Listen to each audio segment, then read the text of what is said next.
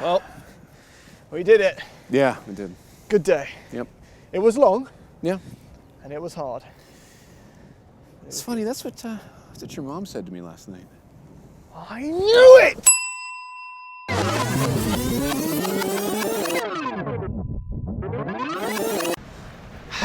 Big day. That's gonna be good. Important cars. Yeah. I just hope we do everybody proud, you know? Your mom told me last night she's proud of you no matter what. Oh, that's nice. Yeah. Wait, what do you mean my mum told you last night? What's that?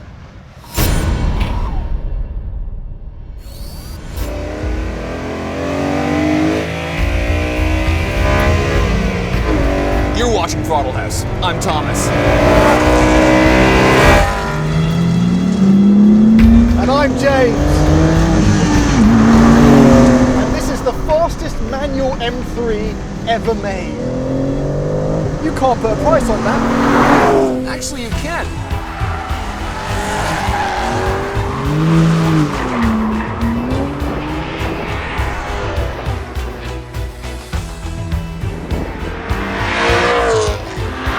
Because this 2008 is like 4 times less than that. Oh, and by the way, if you love BMW M cars, as I do, we teamed up with Omaze to give away an M4 competition and $20,000. We'll talk about it more at the end, but all you need to know right now is to enter, go to omaze.com/throttlehouse. And the best part about it is that your entries go towards helping a great cause.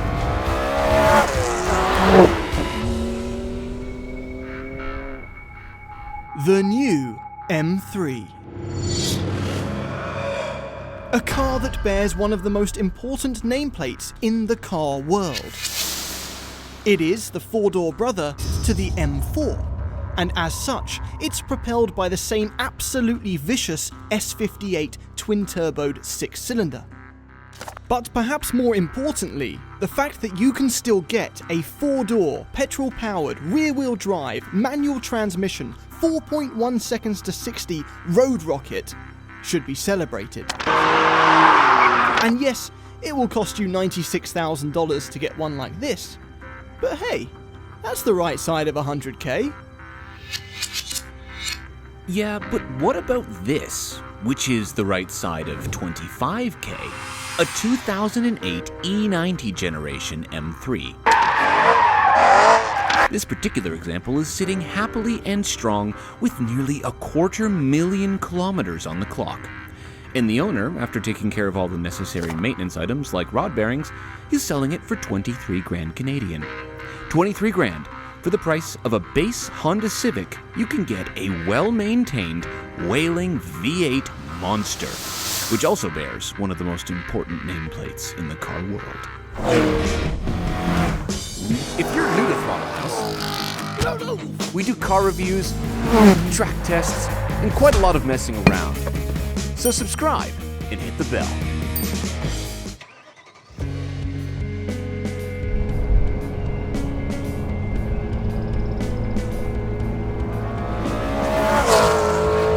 Okay, I argued to bring out an E46 M3. I actually have one. It's a convertible. I don't want to talk about it.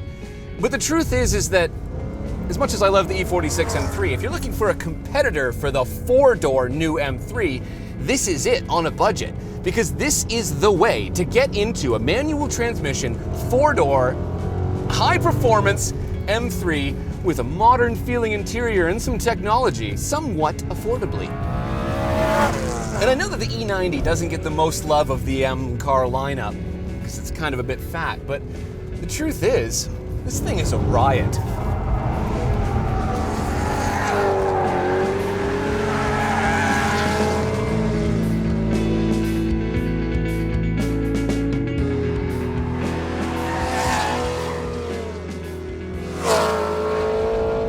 And like, come on! 414 horsepower from a naturally aspirated V8 that revs over 8,000 RPM.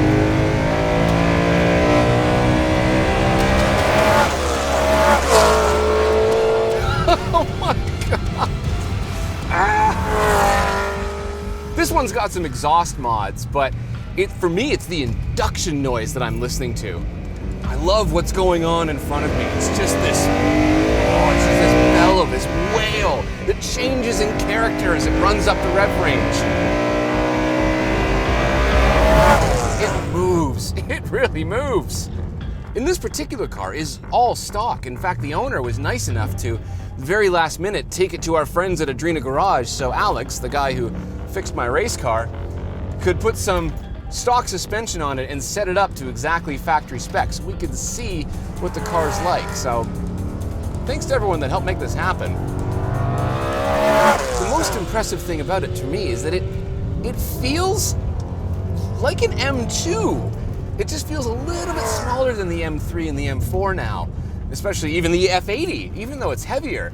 It just kind of feels, I don't know, it just feels like this little chunky little thing of fun. And there's something about M cars. The differential locks up and the car just plants into a drift. And this thing does that, like any M car I've ever driven. Steering is a little bit numb until you add some sort of interaction to it, whether it's braking, turning, or especially when you're in a drift, all of a sudden the steering here is unbelievably good. Oh, I know exactly where those front wheels are pointing. It's just a brilliant car to drive at 13 tenths. And one of the things that we always try and look at when we do these old versus new episodes is how old does the old car feel? In the case of this, the answer is not very old. This one has done 240,000 kilometers. And honestly, you'd never know. Honestly, I've driven one of these before, about 7 years ago, and this is how I remember it. I'm really quite impressed. I really like these. I really do. Okay, in the new M3, and yes, I am a little bit jealous that Thomas has that naturally aspirated high revving engine, but there's something he didn't mention, which is torque, and he doesn't have any of it low down. Compared to his 295 pound-feet of torque, this has over 400, and you can really feel it. But more importantly, this is not the competition trim, which means a couple of very important things. First of all, it's not as powerful as the competition. It's the same engine, but it's just not as boosted. But more importantly, perhaps, it has a manual shifter. So I'm connected to the car. And yes, the ZF can probably lay down faster lap times, but this gives you a connection. You know, and is it the manual to end all manuals? Not really. It's a bit over-assisted, it's a bit springy. The clutch itself is also, you can't really feel the biting point, but it still allows you that extra level of connection, something to do. You know, I don't know where you've been for the last year, but there's been nothing to do.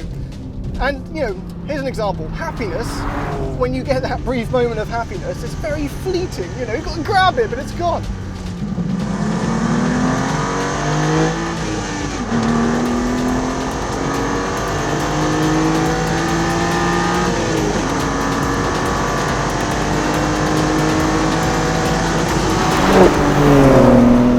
But the manual just gives you something to hold on to, you know, forever. So we've driven the new M4 competition around this track, and it proved itself very capable. I said that it floats like a Miata, stings like an AMG, and that's true for this car as well. And yeah, it could have more power. It could have the 503 horsepower that the other one gets, except BMW said that they tuned this engine to match the drivetrain so that it could be as fun as possible. They're not trying to make a Hellcat. They're trying to give you the perfect level of traction and sportiness. And for that, I thank them, because it's really well calibrated. And when it comes to that power, there's a lot of it. 473 horsepower. Yeah, 473 horsepower my arse.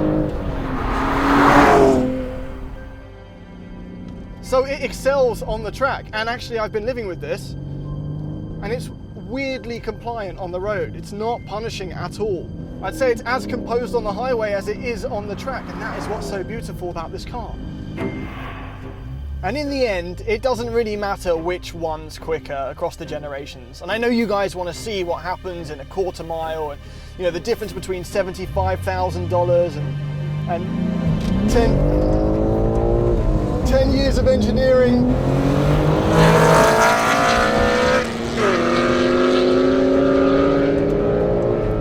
race starter, we need insurance, we can't always do it.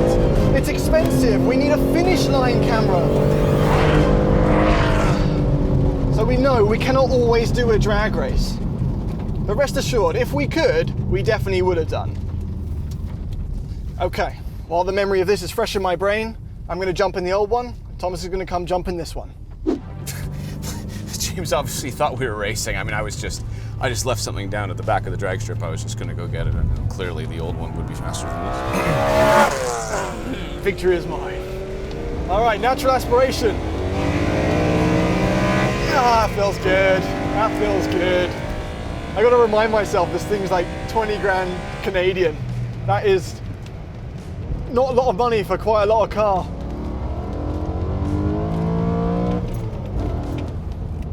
You know what? It feels really good. There's a lot of creaking going on. Oh. That combination of manual shifter and natural aspiration is just wonderful. I don't think I've been in a car that matches it with turbos. And it's not slow, you know, Thomas might have fallen behind in whatever that was we just did, but it doesn't feel slow. And there's a lot of character to it as well. But more importantly, I'm noticing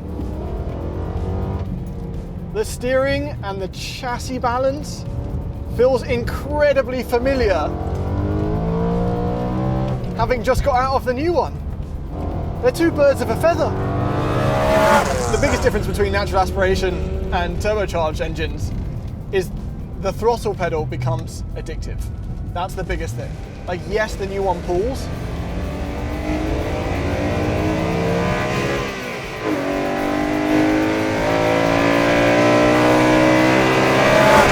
There's a dopamine hit when you do that, more so than the new one.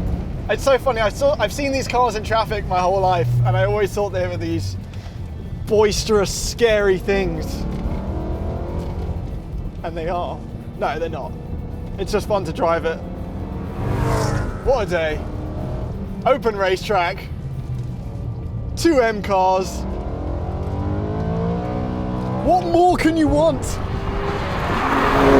You know, what's funny is that I could not even tell the difference in power between this and the M4 competition. Like, these things are so potent now. Like, it's just a whiff of throttle and the rear's gone. It's nuts. The manual is good. I like having a manual, but James said to me something funny. He said it's the ZF 8-speed of manual gearboxes, meaning it kind of just is smooth, does the job for you, and doesn't do anything fantastic or snappy. That's kind of how I would describe it. It's good though, but the most important thing is that it does this.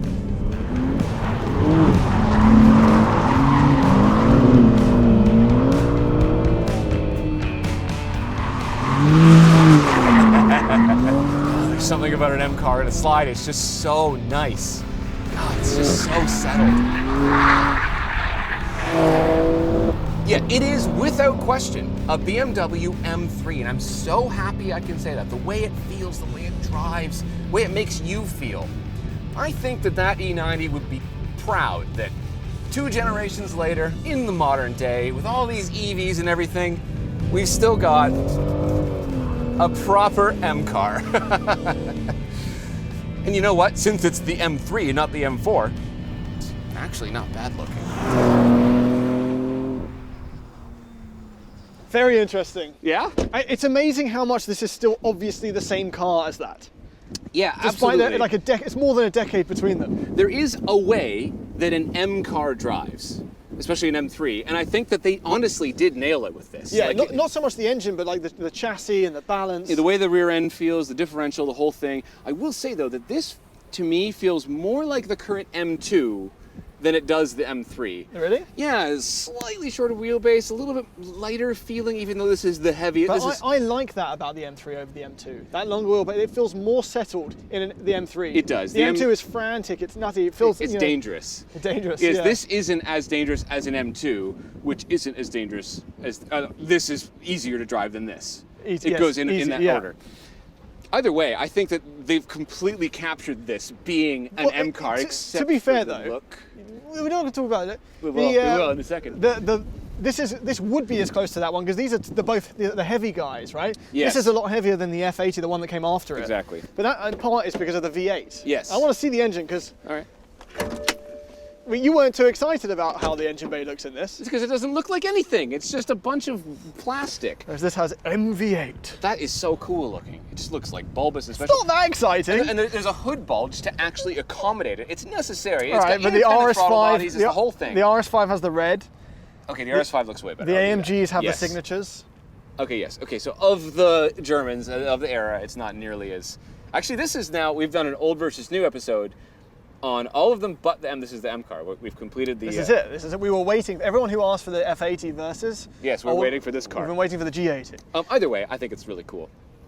No, those hood struts work really well. No, they weren't working too well. Okay, there's some fundamental things that this has, actually that they both have-ish, Yeah. that make it an M car. Got the wing mirrors, right? yep. That's important. It's got big, dirty fender flares. Yeah, they're not as significant in this. No, this kind of goes bleh right here, but this just feels strong, and I like the way the wheel fits and like the huge dish in the rear wheel. This generation never quite did it for me. Really? I really like the design of the E46. It's got that classic. You better. Yeah, no, I know. We're not friends anymore. Yeah, no. It's best driving of them, obviously, right? Thank you. The F80 Yep. is also a generation I've loved the look of. This was always a bit too, you know. If you've seen our Cayenne review, you'll know that I was born on the streets, and despite that, this is still a bit too rude boy. Yeah, for we all me. know that you're just the roughest and toughest. Yeah. As they come. But this is just a bit. I'm a bit too vanilla for this. This was kind of aggressive looking. I think I can pull it off. I think I could own one of these. Yeah? I like the look of this. I think it's Well, this is the strong. last generation before we got the M4. So there was a Yes. coupe M3, Yep. which was the E92. E92. Right. Yep. So I actually think seeing this in sedan form, especially in this blue, it looks fantastic. Everyone gives us a hard time for being too fat, and I don't think it's really that fat. I think it looks cool. I think it drives great. I like this is Interlagos blue. That's a great color. That's a good color name. Yes. Yeah. I prefer this in a color as opposed to like a black or a gray You or often whatever. see it in the or a white. Yeah. Like, I think it looks better like this. I don't know. It has it has a Hofmeister kink, right? So does this, Okay, that's right. because it's not the M4. Can we talk about this now? Because the M4 Yeah. is, from any angle, as I said in the review, an absolute pile of... No, it's yeah. I don't like it. No, it's not fair what they've done they've done the 4 Series wrong. This looks good from the side. But like, think about the M340i. That's one of the best looking BMWs right now. Yes, But the it is. M440i, I don't know what they did there. It's like the M340i took a poo, and then that is the M440i. It's the end of the drunken night version of an M340i. Yeah, it's the morning Slop. of the... I'm sorry, don't... If you own a 4 Series, We love Thomas you and is you're joking. great. If you don't, Anyway, from the side, this looks really good because we have a Hofmeister kink, and there's a line right here. Look at this line. It actually runs all the way to the back. it's strong. It's a That's strong. important. It's a strong line. It's missing kind of a line. It's a weird fender flare hump, but I don't... Well, this also gets a fun colour now. This is oxide grey. Oh, wow. Right. Actually, oxide grey 2. Yeah. And I think that 2. Why 2? I don't know. It's a sequel. It's the sequel? Yeah, the first Oxide Grey really began the movement of Oxide Grey. That was what started the following. Yeah, now we're on to 2. Is there going to be a franchise, trilogy? Maybe. Yeah. Maybe. You know. Maybe The Rock will join. There'll be Oxide Grey 5. or 9 or 10. Yeah, It's exactly. going to start becoming ridiculous. Yeah. Oh, The Rock's not in it anymore, in case you haven't noticed. He's doing his own thing because Is him he? and Vin Diesel. It's a whole thing. I don't even watch the trailers anymore. It's just too Well, you awful. can. You wouldn't have to watch the movie. Just watch the trailer. The whole Yeah. movie's in it. Should we go look at the inside? Yeah. Okay. Okay. Orange! It is very orange. This is Koralami Orange. Koralami. No, it's Kyalami. Kyalami. Kyalami. Okay, so here's a couple things that I think are really neat. First of all, this doesn't have the crazy carbon fiber seats. No, And for not being the crazy seats, these are great seats. they're really good. They're comfortable. They look awesome. They perfectly match the personality of the car. And there's rear seats. Well, I mean, there's rear seats in the M4, but these are really usable. Really usable. Because in the M4, remember, the rear seats weren't as usable as the M2 at No, being a coupe. In the order of rear seat space, it goes M3, M2, M4. Yeah, exactly, which is weird order. But yeah, no, these are very usable. Lots of headroom, lots of legroom. And this one doesn't have a sunroof, as it shouldn't, I think. Because it was got a carbon fiber roof. It's a carbon fiber, and it has room for a helmet, okay? It's good. Also, holy orange. Like, when you look back, it's really orange. It's a decision. It's a choice. It's a choice. Yeah. It's fine. It's bold. I kind of like it. Manual transmission. Look at that. Look at that. People are upset about this Okay, why? because it doesn't light up. It doesn't light up. Historically, the manual transmission in M3s, the shifter lights up. Yep. This one doesn't. Not this time. That's the same shift knob that that they've been using since forever, basically. Yeah. I don't like there's no manual handbrake. No, fair enough. That's not good. No, manual handbrake fits a manual shifter very nicely. Because you park it, you go bang. I don't want to like flip the switch and then look for the tiny little It's a red light. ménage à trois that everyone loves, which is the pedal, the shifter, and the handbrake. Oh, I was worried there for you. You didn't know what ménage à trois means. I like, was pretty sure I don't know how to say it though. I was what? Anyway, okay. So no more French. You've banned. First of all, I don't want to complain about the gauge cluster in this again, but because the rest of the interior is really good. The only thing that I do want to say is we had this issue in the M4 in that there's no, like, it's not super simple how you change the driving modes. No, you have to click set up now. Yeah. I mean, you can if it's your own car. Yeah, you can set M1 and M2 to absolutely your individual things. Yes, you can. But I like to be able to have a button to shift like the exhaust or the well, this has damping. just the exhaust. Okay, there is the exhaust button, but like I want a damping button, a steering button, and you know what I mean. Like I want those to be I separate. know what you mean, but I would have M1 and M2 perfectly customized. Yes, for, my for needs, comfort and whatever. which means never having the braking on comfort because it's way too slow. Oh yeah, the braking is don't like that. it's definitely better on hard. Okay, so we've already reviewed this interior. I really do like it. They did a great job, other than a few things. But do you want to see what the M3 looked like 10, 12, 13 years? How many 13 years ago. That many years ago. Yeah. Okay. Okay, now, I love this tone. It's so nice. I'm sad they got rid of that. Okay, now usually we get in the old one and James goes, it looks old in here. No, you can't. You can't because this looks brilliant. Yeah. No. Yeah. No, it's amazing. I mean, love that this interior. stop button's been pressed more times than your wife. Sorry about that, everybody. Now, this is my favorite kind of like dashboard situation. I will say that I prefer the interior of this car without the screen option because you can get this with just this beautiful line of this hood just kind of cuts down here into this line. Oh, okay. And it looks way nicer visually. But this is the original iDrive. Well, you would have gone for this back in the day for the tech. Yeah. Not the case anymore. Not the case anymore. No. I could do without it. This was upgraded at later years of the E90. It's fine. It's cool. I do like the interior though in here. Right? These work. It's Look at that. It's functional. Right? It's solid. Yes, it is very, very beautiful. I kind of like this carbon fiber styled weave. Leather. That's stitched. Yeah, I don't really know what it is. It's cool though. No, I like the design of it. I love the gauge cluster to death. I love this gauge cluster. I love the small dual dials, really easy to read. You don't need any more than this. BMW, the M cars especially, have these thick steering wheels. Always chunky steering I wheels. don't like that. Really, No, eh? I really like the chunky steering wheel. Really, eh? Yeah. Oh, in Canada, we like come on, it. eh? Let me tell you about the steering wheel. Okay, so But it's a bit worn down. I'll say that.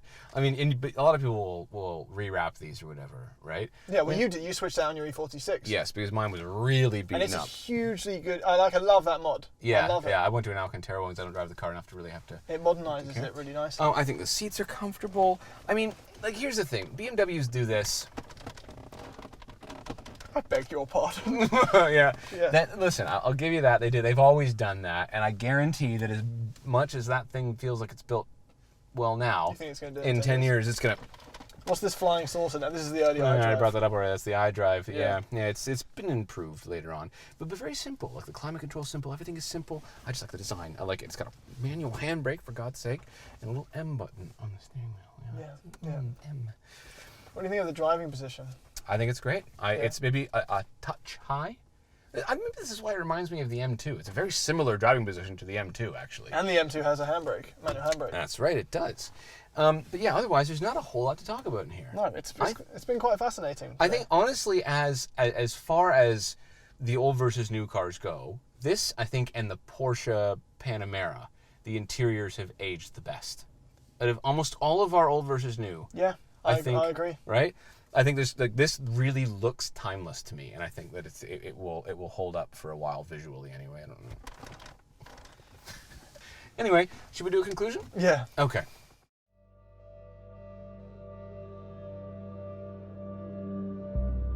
Our biggest takeaway from the day, then, is that the new M3 is still absolutely positively a true M3.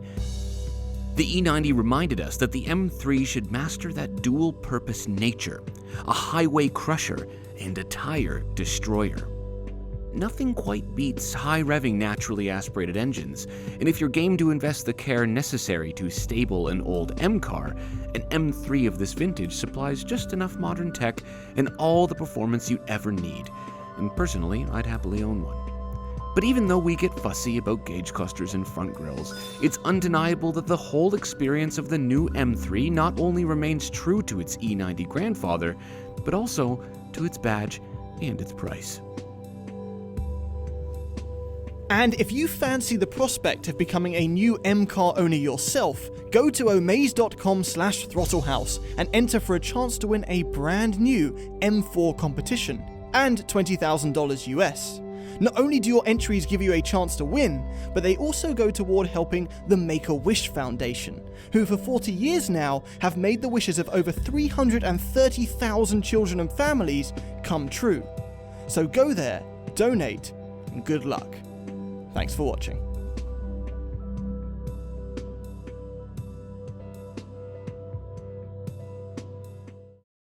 I knew it! You okay?